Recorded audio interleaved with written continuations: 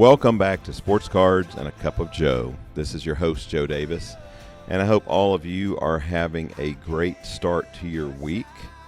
We are getting busier, it feels like by the hour, at our retail store and our online store and on our eBay channel and everywhere else. We're definitely in a really good time in the hobby as far as demand for sports cards, demand for all types of trading cards for that matter, and we are truly blessed to be able to work with so many clients across the globe. We just took in a beautiful Namath rookie. We took in a gorgeous PSA 8 Gretzky rookie on consignment. Those are going to be listed very soon on our eBay store. I literally just got off the phone earlier today with a client who has an incredible vintage collection with a number of Hank Aaron rookies and other classic cards from that time period that he needs graded.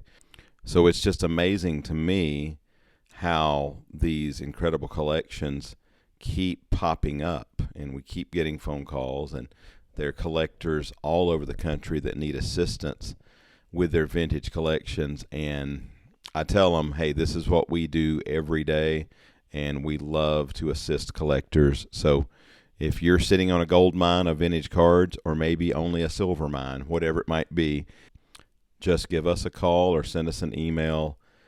Send an email to gotbaseballcards@gmail.com, and we'll be happy to assist you as well with your collection. And make sure you check out our eBay store, Got Baseball Cards, because we have lots of great new singles that will be listed on there. And we've moved a lot of them, but there's more coming. So today, I'm going to try to start a new series where I will periodically do episodes called Tools You Can Use. And we're going to focus on different things in the hobby, things to assist collectors. And today I'm going to start with a website that most of you are probably familiar with, but many of you may not be. It's not nearly as well known as eBay, and it has been around quite a while, but it's really grown in usage over the last, I'd say really since the pandemic boom. It really took off. And the site I'm talking about is COMC, COMC.com. I'm friends with their president, Tim Getch, and just an absolutely brilliant individual and really a visionary in the hobby when he created this portal many, many years ago. And I've used it, and primarily our selling is on eBay. This is where we're great 99% of all of our online sales go through. But this site is very useful as a place to buy cards. It can be very useful as a place to sell cards as well. And it's also a really good site to gauge market prices on cards that are widely traded. So I'm going to give you the ins and outs of this site, because if you've never used it and you're a sports card collector or a non-sport card collector, even a comic book collector, they even have comics on there too. But this site can be very, very useful, especially if you're one who opens a lot of boxes and you like to, maybe you grade the biggest hits, maybe you sell off the biggest hits yourself on eBay, but you never get around to those $5 insert cards, those $3 insert cards, stuff like that. And you're piling up, you're accumulating this stuff. And one great way to market some of this stuff might be this website. This is not a paid advertisement. I will not receive a penny for discussing this site today, but I believe it can help many of you. I believe it might open up opportunities for many of you, especially on the lower dollar stuff. You can put high dollar stuff on there as well. But let me give you the ins and outs of how their website works. And how it is a time saver for many, many collectors, part-time dealers, and full-time dealers out there. So if you go on their site and you set up an account, the account is free to set up. The way it works is, let's say you've got 200 cards that you have left over from opening boxes, or you bought a collection and you've kept everything you really want, and you don't really have time to list all these cards on eBay one at a time, or on Fanatics Collect, or wherever else you might sell them online, and you really want someone else to do the work. And you've looked at the Got Baseball Cards consignment program, and considering they're all cheaper cards, that's not going to really work, because on the better stuff, our program works really, really well for you. But say this is all $5, $10 kind of stuff, and you're like, I really need an outlet to try to get rid of this, but I don't have the time to sit down and scan every card or shoot a picture and write it up, and I just want someone else to handle it for me. So then COMC becomes a good alternative for you, because the way it works is, once you set up your account, you literally go on there and you go under Inventory Manager and you click that you want to submit a certain number of cards, and you choose how many cards you want to send in. And let's say, so you want to send in 100 cards. Now on the front end, you're going to pay 65 cents a card, and that's going to help pay for them to scan the card, to identify the card, and to give you a pricing reference of what those cards are trading for on their website currently. So let's take for instance, let's say you have a Shai Gilgeous-Alexander Optic rookie card, 2018 rookie card of last year's MVP and NBA champion. So pretty good card, right? So when you send that card in, once they have checked your inventory in, which can take multiple months because there is so much demand for their service. So much like PSA grading, COMC.com intake can take several months also. But if you can be patient, here are the services they provide for you. They scan the card front and back. They grade it in the sense that if it's not a near mint card, they will categorize what the condition is: poor to fair, VG, etc. And then they will show you, they'll say there are 48 others available ranging from X to X. Let's say they're ranging from $20 to $35. And so what that information tells you is the range you're competing with. And so let's say this is a unrealistic example, but let's say you send 100 cards and every one of them market value is $10 to $20. So they give you that information, and then you go in and you say, I want to be the cheapest seller on every one of these cards. So what you do is you go in and price all of yours at $9.99, beating the competition by 1 penny. And then therefore, for that moment, you're the low sell on that card. And at any time, you can pull up your inventory and see what your pricing is versus your competitors. And you can see if you've been undercut. You can see if you need to lower your price. Or you may say, I just want to keep my price the same and let others sell out, and then hopefully I'll sell mine. So that's basically how the inventory side works. Now, it's more expensive per card if you're sending in graded cards and oversized cards. Comic books cost more. Other odd items cost more. But just basic, standard, affordable, standard size trading cards, you're going to pay 65 cents per card on the front end, and then you're going to pay a percentage on the back end, just like you're going to pay on eBay. But here's what a lot of people use COMC for. Whereas on eBay, when you sell a card, they take their commission and then that net amount gets sent to your bank account. With COMC, the difference is that money stays in your account, and you can, quote, roll those dollars and buy other cards with them, which saves you on cashing out and losing additional commission. So what a lot of sellers do is they go on there, they send inventory, they sell it, then they build up dollars in their account, and then they use those dollars to buy other cards, which saves them the commission which they lose when they cash out. So a lot of people never cash out.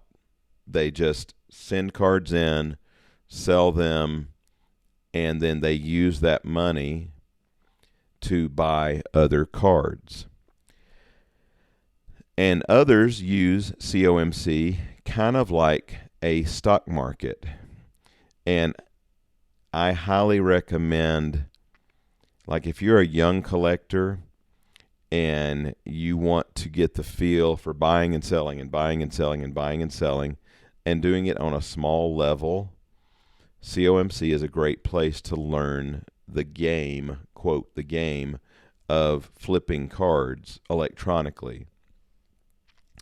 You know, I've heard stories of those who want to get into buying and selling stocks.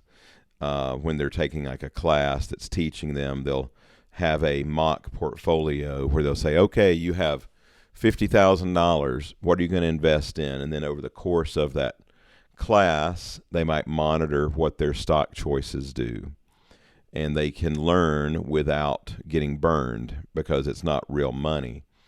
And with COMC, it's real money, but what's fun about COMC is something that many do is you can go on there and buy up quantities of, let's say you were buying Cal Raleigh cards early in the season because you're like, hey, he's starting to hit a lot of home runs. He could be a good buy. I'm going to buy up a lot of his cards.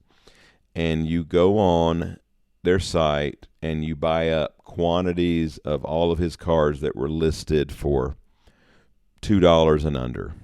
I don't know that there were many, but I'm using this as an example. Obviously, he came out of nowhere in terms of the kind of season he had. No one expected that, and no one expected him to hit that many home runs and to be runner-up for MVP. And some still say he should have got it. So it really was a toss-up. If you didn't hear, Aaron Judge got 17 first-place votes.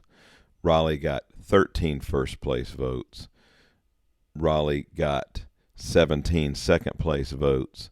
Judge got 13. So if 2 votes had shifted, they would have tied. So really, really close race. But my point is, let's say early in the season, you started, quote, prospecting on him, saying, you know, he's looking good. I think he's going to have a fantastic season. I want to buy up some of his stuff.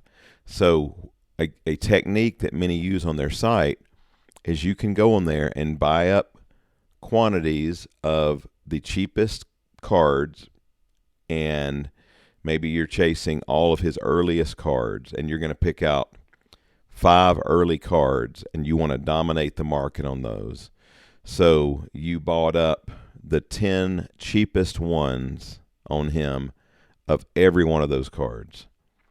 And you started at everything that was, I'm going to change my original example. Say you were buying up everything that was $4 and under, or you were buying up to 10, and you started with the cheapest ones. So you've bought 10 of card A, 10 of card B, 10 of card C, 10 of card D, 10 of card E. You bought up all the cheapest ones on there, and then you marked them up. You marked them up by $2 a card, and then you waited until the market shifted, which the market definitely shifted on his cards this year dramatically. And then you sell all those cards, and you made $100 gross. because you marked them up $2 each. You bought 50 cards total, 10 of each. You waited on the market to mature, and then they all sold. So you invested not a lot of money. You made $100. Now you have $100 extra to spend to buy other cards, or you can cash out. Now, that's a very simple example with one player, but you can do that with Ohtani rookies on a much pricier scale, or Aaron Judge rookies. But there are many, many dealers on there who move thousands of dollars of cards on their site and spend thousands of dollars on their site. And they do this all the time. They are basically day trading. Well, maybe not day trading because they're not necessarily flipping them within the same day, but they're buying up quantities of cards based upon the perception that those cards are going to go up in a period of time, maybe in a few months, maybe in a couple of weeks. Maybe right before a Hall of Fame announcement, you buy up someone who's projected to get into the Hall of Fame. Then you wait till the announcement and hope that there's going to be a spike after that. Maybe you bought up some cards right before the Rookie of the Year announcement. Maybe you were buying up Kurtz and Baldwin. And then after the announcement, you're like, ooh, now it's time to cash in because their cards are probably going to spike because they were announced Rookies of the Year. So a lot of games you can play with the buy, hold, buy, flip mentality. Now, the other thing that's fun about the site is they have a very simple offer process. You can go on there. Let's say you've got those 100 cards you price, and you priced them all at $9.99, as we said earlier. But a lot of them, you're happy to take 25% off of that. So you don't want to be a really low ball seller if all the others are priced at $10. So you're happy being the cheapest in appearance at $9.99, but you're willing to take even less. But instead of waiting on messages back and forth where someone emails you and says, what's the best you can take, and having to monitor offers, you can set a threshold for all of your inventory. And you can say, automatically accept offers at 25% off, or 10% off, or no offers accepted. Or you can not have any automatic accept, and then you will have to go in and respond to every offer. But this is a way that you can, quote, not show your hand. It's like being at a card show and you price something at 100, but you're willing to take 75 if you really have to. So in this instance, you've priced these at $9.99, but you would be willing to go down to $7.49. So what will happen invariably is these cards you price at $9.99. Sometimes you might sell some at full price. Sometimes you might sell them at $8.50 or $7.49. Now, I will say one thing about this policy is buyers can quickly figure out what your discount threshold is.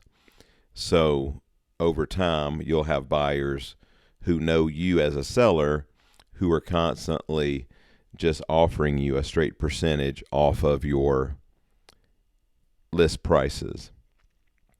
But now I want to share with you what I think is the genius behind COMC. Because when you're a buyer, this is what you want to take advantage of. And this is what I've taken advantage of many times as a buyer on their site. COMC has inventory from tens of thousands of sellers housed in their facilities. So what happens is, let me back up. Let's say you go on eBay today And I do this often. As you know, I love buying cards of Snoopy, and I love buying cards of Mickey Mouse. And say there's 20 different Snoopy cards I want to buy and 20 different Mickey Mouse cards I want to buy. So I go on eBay, and I'm hunting 40 different cards today. And I find those, sadly, I have to buy from 40 different sellers to get those 40 cards I'm looking for of Snoopy and Mickey Mouse. So let's say I've put all those in my eBay cart, and then I can check out. eBay will say, you owe this much from this many sellers. This is your total shipping. And probably my total shipping is going to land at about, I'm going to ballpark it at $4 a card. Some of them I'm going to pay a little more, some will pay a little less, but let's say I'm going to pay $4 a card. So I'm going to spend $160 shipping to get those 40 cards to me. And I'm going to have to keep up with 40 different shipments coming to me. You may hear this in my voice because I've done this a few thousand times. You have to keep up with all those shipments coming to you from each seller. Check them, make sure they're all received, make sure somebody didn't forget to ship, or make sure a shipment didn't get lost in the mail. Not that that ever happens, in our industry. But, that's a lot of logistics involved, right? It's a lot to keep up with, and it's a lot to pay in shipping. Okay? Now, instead of buying those 40 cards on eBay, let's say I go over to COMC. And let's say, miraculously, I find all 40 of those cards. And it's still from 40 different sellers. Let's say those same 40 sellers who had them on eBay also have them listed on COMC. As many sellers do that, they list their stuff on COMC and then joint list it on eBay. So I buy those 40 cards on COMC. Guess how much shipping I pay? If I just buy them and keep them in my account, I don't pay any shipping. Let's say I'm buying those cards because I think, these are a good buy, and I think they're going to go up in value because I've launched this new brand, cartooncards.com, and all these people are coming to the website to learn about these vintage non-sport trading cards. And I just think because of all the hype and all the growth we're going to see in this area, I'm going to buy these up and sit on them. So I buy those same cards, but I pay no shipping if I keep them in my account. What I can do is, if I choose to have them shipped, I will pay one shipping charge from COMC. And off the top of my head, I don't know exactly what that rate will be, but probably in the ballpark of 40 cards, probably going to pay, I'm guessing, $20 or so, $15, $20, not 160. And how many shipments do I need to keep up with? One. So even though I just purchased from 40 different sellers, they're all coming to me in one shipment straight from COMC's warehouse. And I only have to track one order. Or I can choose to not pay shipping at all and leave all those cards in my inventory now, because as soon as you purchase, it seamlessly is transferred to your inventory. They're not, now, I have never been in their warehouse, and I cannot imagine the genius it takes to keep all this organized, to have built this system in the first place. But Tim, if you've ever met him and talked to him for half an hour or so, as I have, you will grasp that he is a very high-functioning individual, genius-level individual, because he had the foresight to build a site like this that can manage tens, hundreds of thousands of sellers, their inventory, house it in his warehouse, and even if he has 500 of the exact same card and you buy 3 of them because you really like the centering on those 3, you'll get the exact 3 cards pictured, even though they have 500 of them in their warehouse. So I don't know what all systems they have in place to seamlessly transfer every card between sellers. I can tell you this: when I go in there and buy 40 cards, or let's make it bigger. Let's say you go on there and you buy 100 cards from 100 different sellers, and you have an account. I can tell you what they're not doing. They don't get a pick list and run around the warehouse and pull those 100 cards out of 100 different sellers' inventory and then move them into your inventory. That's definitely not how it works.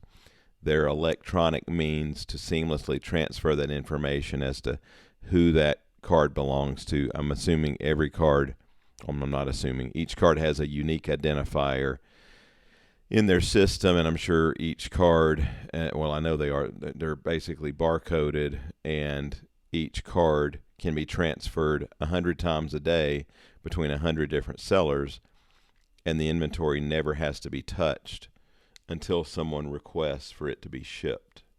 But again, the most beautiful thing about their site, to me as a buyer, is that you can buy large quantities of inventory, pay one single shipping price, and or not pay any shipping, and just transfer that inventory into your account.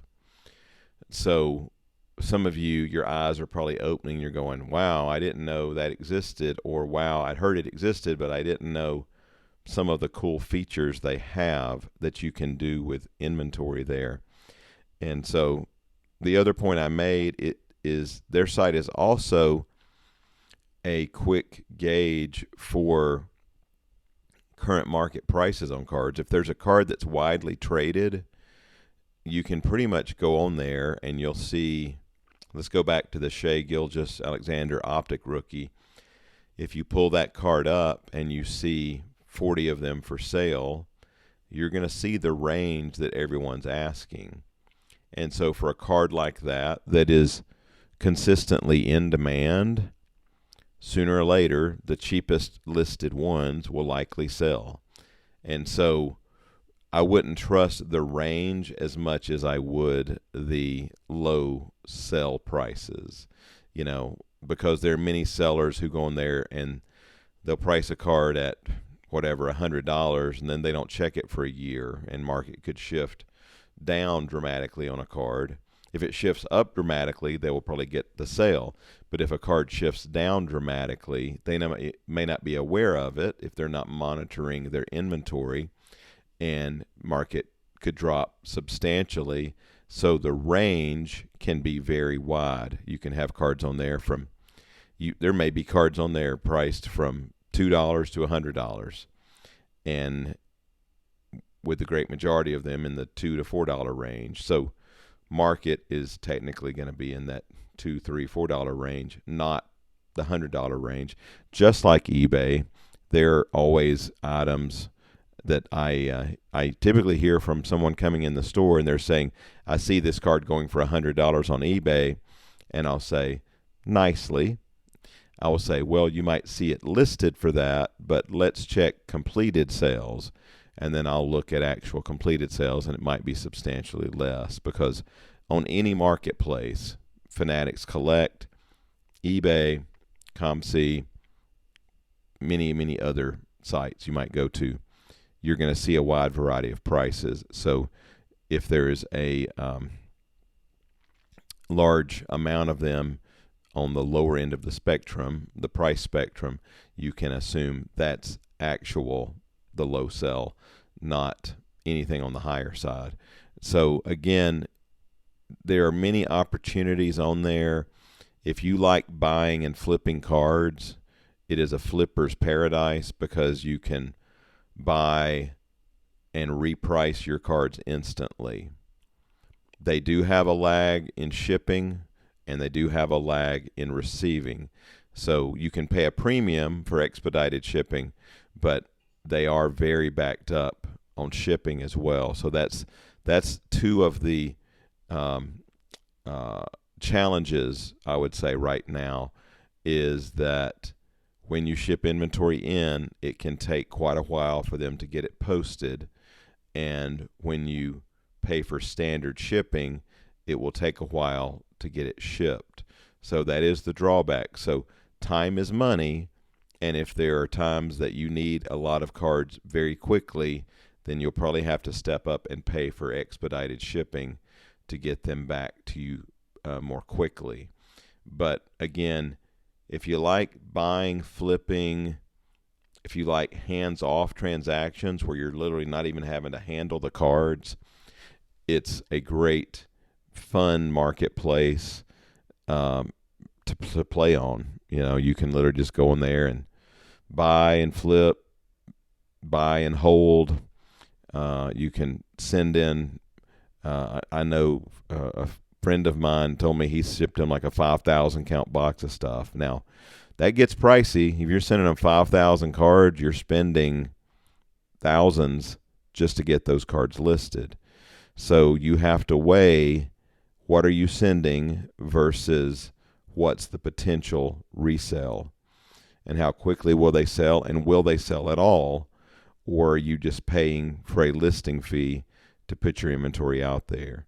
So you've got to be very wise in what you're sending, because you are immediately tying up money as soon as they check your cards in. So hopefully this has been educational. Hopefully some of you have learned about a new marketplace, or at least you've come to understand one a little bit better, because there's so many out there. eBay is what is typically the go-to where buyers and sellers they transact the most number of trading cards, most number of dollars happen on eBay. And I will probably do another episode focus on eBay and things to be aware of there, and new features and things you can do, and many things I need to get more educated on myself. But I wanted to share this one today because this is a site many of you might not be aware of. But again, it's been around quite a while. I forgot what year they launched now. But it has grown dramatically in usage. It's grown dramatically in the number of cards that they sell. I mean, there's a massive selection on their site now. And again, it's grown with a lot of users who love to just buy and flip and don't want to have to get the cards in hand and scan them and write them up. So there are a lot of people who are big fans of this site. And so it might work for you, might not. But if you're sitting on a lot of that low end, we're not talking 50-cent cards, but if you're sitting on a lot of stuff that's $3, $5, $10 stuff, especially like jerseys, autographs, numbered, and other rare parallels, it might be a site that would work for you. One thing I always recommend, if you're going to send stuff to them and you can have the time to research it, pull the cards out that you want to send and look and see how many are already available for sale, what are they selling for, what's the competition look like, and does it make sense? Because you may be sitting on some cards that are selling for 50 cents on there, and so there's no point in paying 65 cents just to get them listed. So got to be very careful. You can end up upside down if you don't do your research. So be careful about that, and focus on scarcity, because the scarcer the card, the fewer of them will be available for sale on any marketplace, and the greater likelihood that you'll have a chance of selling it. Doesn't even necessarily have to be a popular player. If it's scarce, there's probably someone out there building a parallel set, or building a rainbow of that set, whatever it might be. So scarcity kind of rules on a site like that, and I hope it might be helpful for you if you decide to go sell there or buy there. But in the least, I hope you've learned a little bit today and got some new ideas about how to enjoy the hobby more. So I'll be back with more content like this. I'm going to keep scouring for ideas on other tools you can use. So hope this has been helpful. Hope you all have a fantastic week. Remember, most important thing I could share with you today, Jesus Christ loves you. He gave his life for you. He wants a relationship with you. I am so thankful for each one of you, and I think each one of you are awesome, and I truly mean that, and I'm thankful for you. So have a great week, everyone.